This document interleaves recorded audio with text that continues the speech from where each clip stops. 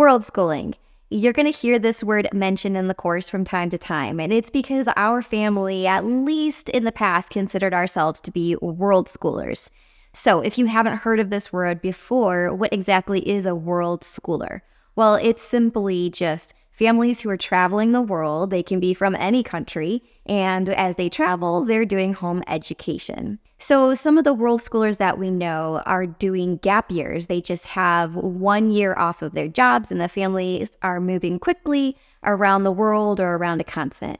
Others are doing this year after year after year. Probably the parents have jobs that allow them to work remotely. And so they're usually moving around at a little bit more slower of a speed. Now, our family does a little bit of a hybrid world school homeschool life. So we're back in Arizona as a home base for part of the year, and then we'll be able to go on the road and do 4 months or so at a time in other countries. You'll also hear the word pop up unschooling, especially if you find yourself within the world school communities. And unschooling is just an approach to homeschooling where you're not following any standards of curriculum or course development, but instead you are having your child just learn based on what they're interested in, based on what is put in front of them at that moment. So of course, if you find yourself in ancient Rome, you're going to be learning about ancient Rome, for example. But, there's plenty of homeschoolers that are also just moving around doing the traditional curriculum route as they homeschool from the road. Our family did have some pretty unique opportunities while we were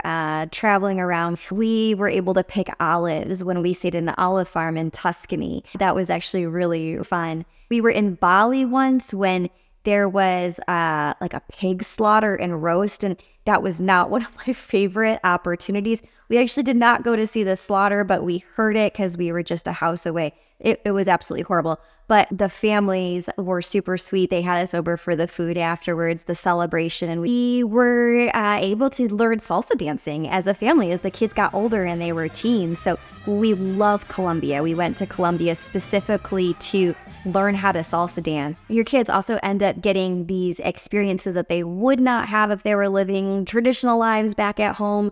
My son, he traveled with a ukulele at some point, a small mini acoustic guitar at another point, and then finally a treble electric guitar and mini amp. So those were not easy things to travel with, but they were possible. I remember a specific memory of him being like preteen age, and we were in Thailand, and there had just been this huge rain outside, just torrential. And we kind of found him afterwards sitting with this young Thai. They were playing the ukulele together. And it was just like, wow, how cool. We don't always allow our kids the opportunity to be interacting like that with adults, with people that are outside their peer group. In fact, they don't really have that happen in the school system very often. They're just kind of put with their peer group.